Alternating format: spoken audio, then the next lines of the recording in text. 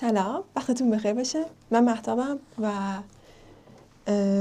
میخوایم که در خصوص پارت دوم مهارت‌های کاری زندگی صحبت کنیم. من این ویدیو رو قبلا ضبط کرده بودم ولی متاسفانه بعدش فهمیدم که روی فست پیس بوده و از 20 دقیقه ویدیو من مثلا نزدیک 5 دقیقه ویدیو داشتم که خیلی سریع میرفت جلو. در نتیجه یک بار دیگه ضبطش میکنم. توی این بخش میخوایم درباره یه سری مهارت‌های دیگه صحبت بکنیم که اولیش انعطاف پذیریه. انعطاف پذیری یعنی چی؟ یعنی شما در خصوص کاری که داری انجام میدی منعطف باشی. و اگه بخوام با مثال برات بگم، بر فرض مثال، فرض کن که شما باید یه جلسه ساعت 6 داری و نرمالی ساعت 5 میری. خب اینقدر رستریکت نباش که من حتما باید اون جلسه رو یعنی من بعد امروز حتما ساعت 5 برم و جلسه ساعت 6 رو نباشم. خب اینجا یه کات بده، تو پرانتز از من اینم داشته باش که یه سری جاها هم نباید منعطف باشی. یعنی چی؟ یعنی همه چیزها رو بهشون اوکی بدی، چون اینجوری بعداً عادت میشه که تو اگر از بعد ساعت 5 میرفتی از بعد دیگه داری ساعت 7 میری و اگه بخوای ساعت 5 بری اینجوری میشه که چرا الان مثلا این کارو کرد، چرا الان نیومد فلان جلسه، چرا فلان کار نکرد. پرانتز رو ببند. بیا راجع به یه بخش مرز خیلی مهمی صحبت بکنیم که باعث سوء تفاهم در درکمون نشه.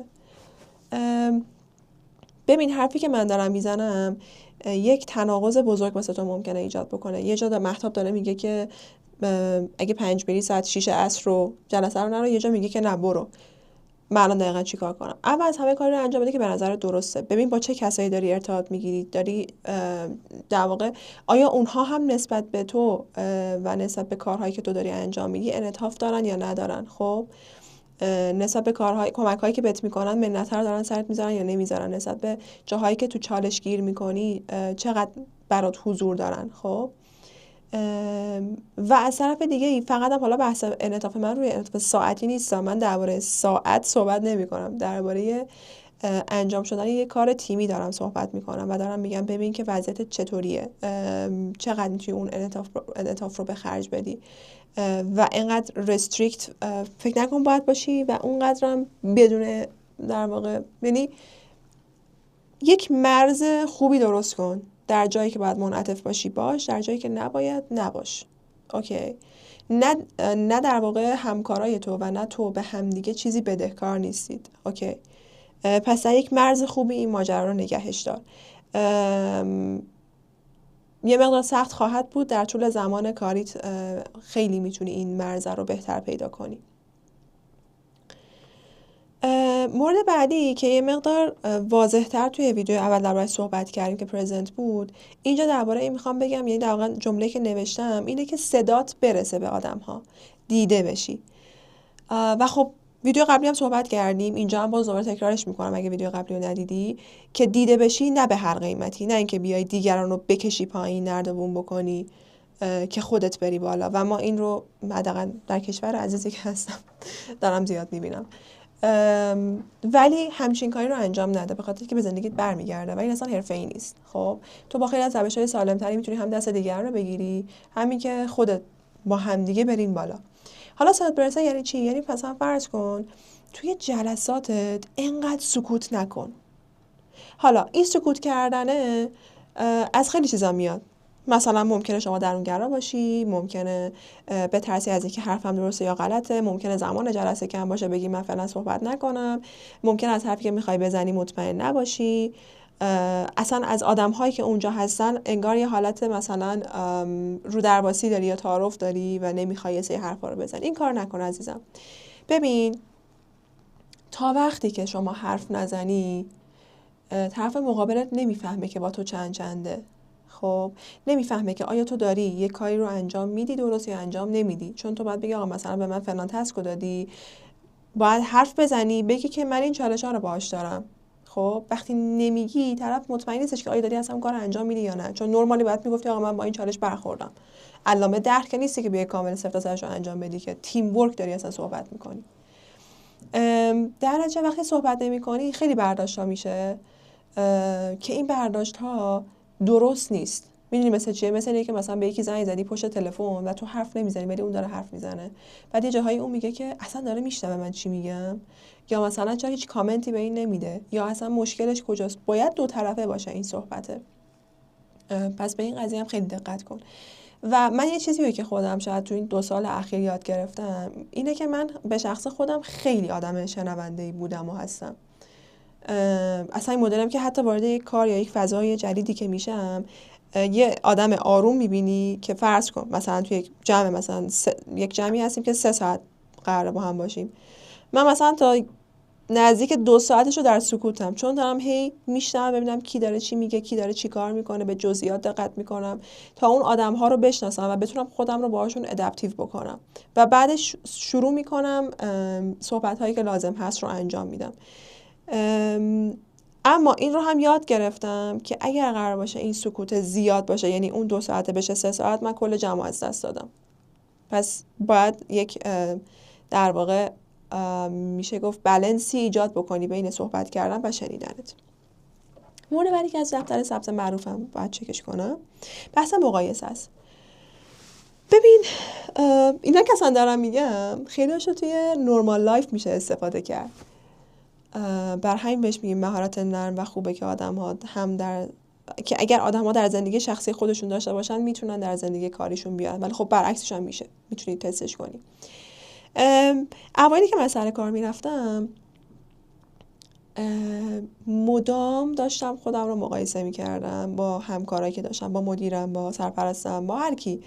و مثلا فرض کن اونا آدم‌هایی بودن که 10-15 سال حداقل سابقه کاری دارن، مدارکشون از من بالاتره، شرکت‌های مختلفی کار کردن، همین الان مثلا 2 جا دارن پروژه‌ای کار میکنن، بعد من یک کارآموزی که مثلا 19 سالشه 20 سالشه نشسته تو شرکت و اینجوری که من چرا مثل اینا نیستم. خب معلومه که چرا مثل اینا نیستی. خب تو 20 سالته، مثلا طرف 35 سالشه. این مقایسه باعث میشد که البته تا یک جاییش خوبه، تا اون جایی که به تو کمک بکنه و تو رو بیشتر هل بده که بری جلو، بیشتر بدوی. حالا باز راجع به اینا هم بعداً صحبت میکنیم، چون همه اینا یه سری تجربه شخصیه که واسه اینکه بهتر متوجهش بشی بعد یه سری پرانتز باز بشه. یعنی میخوام بگم اینا رو امیدوارم که بعد برداشت نکنی و حرفام جوری که باید بهت برسه. پس تا یه حدی که فکر میکنی داره بهت کمک میکنه مقایسه رو انجام بده. مثلا چه جوری؟ مثلا فرض کن من مدیرم چه جوری الان به این لول رسیده، خب چه دوره هایی خونده، کجاها کار کرده، کلا چه فرض کن مقاله هایی میخونه. اوکی، من تا اینجا مقایسه کردم، سعی میکنم اینا رو شادوین بکنم و خودم هم انجامش بدم، ولی نه اینکه بیام بگم چرا اون آدم الان مثلا مدیره و من به اون استیت نرسیدم هنوز. 20 سالته 35 سالته، مشخصه. خیلی خودتو اذیت نکن سر این چیزا. بحث لینکدین رو میخوام بگم، خیلی مهمه. حداقل من در کاری که در شغل بحث مهندسی که دارم میتونم بگم که بسیاری از هیومن ریسورس ها از تو لینکدین تو رو چک میکنن. بسیاری از آدم هایی که یهو میبینی به شما ناشناس زنگ میزنه میگه مثلا شغل میخواین یا نه، به خاطر اینکه از لینکدین چک کرده و دیده که اوکی این آدم میتونه خیلی مناسب پوزیشن کاری که من در شرکت میخوام داشته باشم باشه. حالا لینکدین چجوریه؟ بعداً یک ویدیو کامل ازش میذارم، ولی میخوام الان یه ذره ذهنتو آماده کنم. لینکدین یک فضاییه برای اینکه تو تخصص خودت رو اونجا بذاری، شبیه به یک رزومه دیجیتال در نظر بگیر که آدم‌های زیادی، شرکت‌های زیادی تو رو خواهند دید. وقتی میگم رزومه دیجیتال یعنی لینکدین رو اینستاگرام نکنیم. خب وقتی میگم رزومه دیجیتال یعنی هر کاری که داری انجام میدی که مربوط به تخصصت. فرض کن من باز روی شغل خودم صحبت میکنم، فرض کن تو یک سرویسی میاری بالا، فرض کن یک کوئری مینویسی که ممکنه کمک بکنه، یک داشبوردی مینویسی ممکنه کمک بکنه. این از این. بریم توی مثلا یه حوزه دیگه، مثلا حوزه حقوقی، فرض کن یک سری چالش های حقوقی داشتی به عنوان مثلا یک وکیل و حلش کردی. خب چی بوده تا جایی که محرمانگی حفظ بشه؟ چه جوری حلش کردی؟ از چی کمک گرفتی؟ میای اونجا میذاری، هم داری به آدم‌های دیگه شیر نالج انجام میدی، همین که کسی که قراره بیاد تو رو استخدام بکنه یا در واقع رزومه دیجیتال تو رو ببینه ببخشید داره با ریل چالش های تو روبرو میشه و میبینه که این آدم چقدر اکتیو بوده. باز هم همون شنیده شدن صدات میشه این ماجرا. ولی لینکدین کلا یه بحث گسترده‌ای داره، اصلا چه بخش‌هایی داره، چطوری بعد ازش استفاده کرد، چقدر واسط میتونه فرصت ساز باشه و اینا که بعداً با هم دیگه صحبت میکنیم. اینم جزو دومین ویدیویی بوده که من ضبط کردم و متاسفانه فست پیس بوده. این از این. میریم سراغ جلسه های کاری. ببین یه ذره که مثلا توی کلا شغلت بیای بالا چند سال کار کنی، از یه جایی به بعد تو فرض کن به عنوان یک آدمی که تازه وارد کار شده میگه که او من عاشق جلسه‌ام، من جلسه دارم با ذوق و شوق. آدم من که اینطوری بودم. ولی بعضی مدت اینجوری که بازم جلسه. خب و از خیلی هم ممکنه بشنوی که بگن که بابا جلسه ها کلا به درد نمیخوره و فلان و اینا. و باید بگم که مقدار زیادی از زمان توی جلسات داره صرف میشه. پس باید بپذیری و یاد بگیری که چطوری با این قضیه کنار بیای و ازش یاد بگیری. جلسه ها رو نمیشه اینجوری در نظر گرفتش که خیلی بدون آورده هستن. نه اونقدر هم بی آورده نیستن واقعا. یعنی یک مورد خیلی پر اهمیتی که تو جلسه ها هست بحث گفتگوه. گفت و گو، یعنی تو هم حرف بزنی، صرفا ساکت نباشی. تو این گفتگوها تو خیلی چیزا یاد میگیری. ببین خیلی چیزا یاد میگیری. یعنی چی؟ حداقل با دیدی که من سعی کردم بسازم برای خودم. طرف مقابلت که همکارت چطوری داره صحبت میکنه، تو میتونی یه سری از نیت اون آدم ها رو در بیاری، دانششون رو در بیاری. یه جا اصلا واسه خودت یه سوالی پیش میاد که تا حالا نمیدونستی، اونجا ببینی اصلا چه چیزایی رو بلد نیستی، چه چیزایی رو باید یاد بگیری. نوع حرف زدن رو میبینی، حل تعارضات رو میبینی، یا حتی نوع بیان تعارضات رو میبینی، یا بازم حتی اینکه اصلا آیا الان تقدم تأخر این حرفا واسه این جلسه بوده یا نبوده. این مثلا فرض کن فلان موضوعی که تو این جلسه دربارش صحبت کردی درست بوده که تو این جلسه گفتی، یا بعد یک جلسه دیگه ای ست می‌کردی با آدم‌های مربوطه ست می‌کردی. میدونی اینا خیلی مهمه و این جزئیات خیلی تاثیر میذاره روی کلا شخصیت حرفه‌ای تو، به عنوانی که حتی بخوای حتی سلف برندینگ بکنی و خیلی چیزای دیگه. اما چیزی که من در خصوص جلسه توی این ویدیو میخواستم بهش در واقع رسیدگی بکنم بحث آماده سازی قبل جلسه است. یعنی چی؟ یعنی تو بدونی که جلسات چه ساعتیه، چه روزیه، خب دان. بعد بیا بگی که موضوع جلسه چیه. مثلا فرض کن ویکلیه، هر هفته یک جلسه دارید که ببینید چی کار کردید چی کار نکردید و اینا. حالا تو به عنوان کسی که توی این جلسه قرار ویکلی داشته باشی باید بدونی که کارهایی که هفته پیش کردی چی بوده، چون نورمالی ممکنه یادت نیاد. این کاملا واقعا اوکیه که یادت نیاد دقیقاً چه کارهایی هفته پیش کردی، ولی باید بدونی، بنویسی، فکر بکنی بهش. حداقل یه ساعت قبل از جلسات بگی اوکی مثلا من این کارا رو انجام دادم، اینا مونده، چه میدونم ریزالت این بوده، گزارش اینا بوده. اینا رو همه رو آماده سازی بکنی که وقتی میری داخل جلسه و تایم شما میشه که صحبت بکنی درباره کارهایی که انجام دادی، خیلی مرتب منظم بگی آقا هفته پیش اینا رو از من خواسته بودین، انقدرش انجام شده، برای این انقدری که انجام شده مثلا 3 تا مورد من ریپورت دارم، برای مابقی ندارم، انقدرش هم مونده که هفته بعد میرسم، یا حالا هر چالش دیگه که داری. یا من هم خیلی کلی میگم.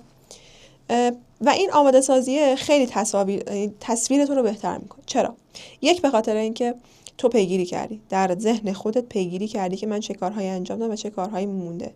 دو، اینکه چالشاتو داری با تیم در میون میذاری. و ببین خیلی نرماله که واقعا یه جاهایی چالش داشته باشی. یعنی چیزی که به نظر من نرمال نیست اینه که ما هممون فکر میکنیم که همه چیز باید بدون مشکل بره جلو. من باید همه چیز رو 0 تا 100 رو خودم انجام بدم و من قراره که همه کارها رو عالی و کامل انجام بدم. این یه ذره آنورماله. راجعش میتونی بعدم فکر کنی. این از این. بازم دستخط عزیزم.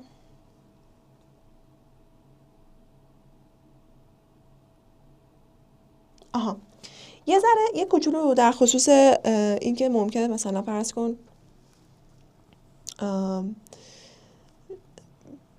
این یه کوچولو آف تاپیکه با چیزی که میخوایم بگیم، ولی به نظرم خوبه که بدونی. در خصوص مصاحبه که میری، باز هم بعدا یه ویدیو واسه مصاحبه میذارم.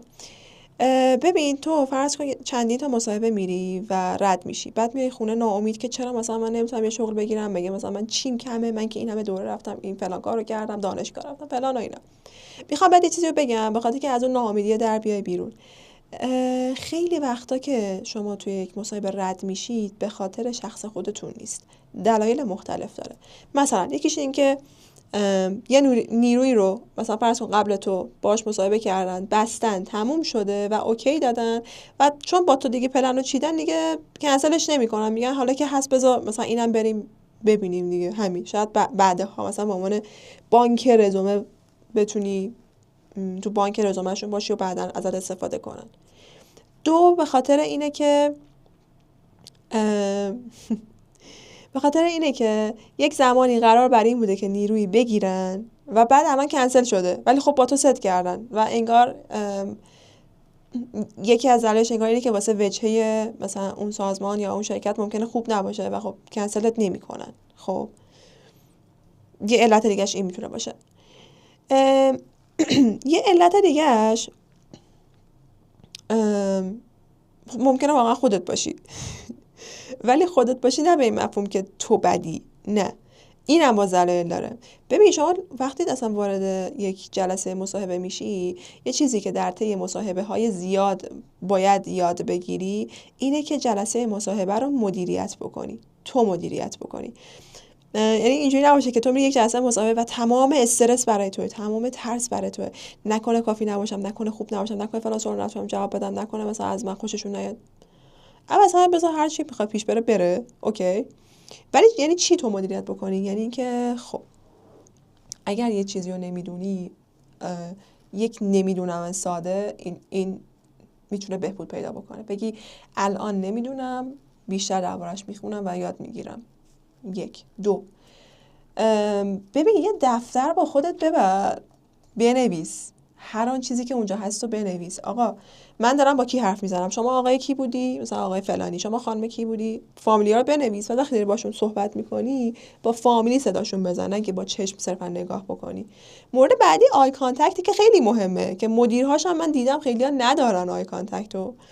حالا از این بگذریم، ولی اون نوشتنه به تو کمک میکنه که تو بعد از جلسه مصاحبه بیای ببینی چیا رو بلد نبودی، بری همونا رو بخونی، چیا رو بلد بودی مثلا رو جزئیات دیگری از اون زمان بذاری. اینا خیلی اهمیت داره. پوشش واسه بحث مصاحبه کاری خیلی اهمیت داره. با لباس ورزشی پا نشی بری مصاحبه عزیز دلم. اصلا رو خیلی چیزا دقت میشه توی مسابقه کاری، نحوه نشستن، نحوه حرف زدن، نحوه سوال پرسیدن. حالا چرا میگم مدیریت؟ یعنی تو فرض کن 5 تا سوال بلد نبودی جواب بدی، 2 تاشو بگو که مثلا ممنون میشم اگه شما به من توضیح بدین. خب انگار استرس از خودت داره یه ذره میره بیرون. ممکنه طرف مقابلت هم استرس بگیره. حالا ما نمیخوایم این کارو بکنیم ما که به اون فرد استرس بدیم، ما میخوایم استرس خودمون رو یه مقدار حرفه‌ای تر بکنیم و یاد بگیریم. مثلا به عنوان جلسه مصاحبه به عنوان یاد گرفتن نگاه کن.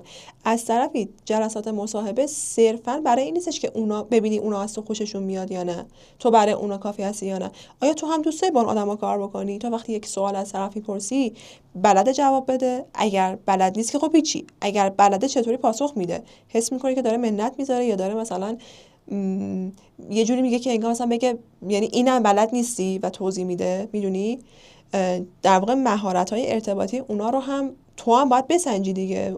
مقدار زیادی از زندگی تو داری واسه کار میذاری. اوکی، پس باید با یک آدم‌هایی باشی که واقعا واسه رشد دادن زمان میذارن. میدونی چی میگم؟ و خودشون هم برای خودشون مهمه که خودشون رو هم بهبود بدن یا دیولپمنت داشته باشن. وگرنه ببین تو فرض کن میخوای 1 سال با یک تیمی کار بکنی که تیم خوبی نیست، تیم سمیه، زیرآبزنی داره، پشت سر اون یکی حرف زدن داره، این که تو یه کاری رو انجام میدی بعد به حساب خودشون میزنن داره و فلان. خب از نظر روانی شما دچار مشکل میشی، هرچی پول در میاری باید بدی تراپی. واقعیت پس مهمه که وقتی توی یک جلسه مصاحبه میری به این دید بری که من هم باید وریفای بکنم اونا رو برای خودم. اوکی، ببین یه سیب خراب رو کنار یک سیب سالم میذاری، بعد چند روز سیب سالم هم خراب میشه. حالا ما که آدمی و قراره مثلا فرض کن مدت زمان زیادی کنار هم دیگه باشیم، باید ببینیم که چقدر با هم دیگه میتونیم کنار بیایم و چقدر میتونه یعنی هم من به تو کمک بکنم به عنوان همکار، هم تو به من کمک بکنی به عنوان همکار. این یه چیز دو طرفه است و خیلی مهمه که بدونیم. من پارت های دیگه هم میذارم که درباره چیزهای دیگری در این خصوص صحبت کنیم. یک جمله پایانی بگم تمام بکنم این ویدیو رو. زندگی همش کار نیست و کار هم همش مسائل فنی و تخصصی نیست. انسان بودن از همه اینا مهمتره. امیدوارم که روز و شب خوبی داشته باشی و مراقبت کن. خداحافظ.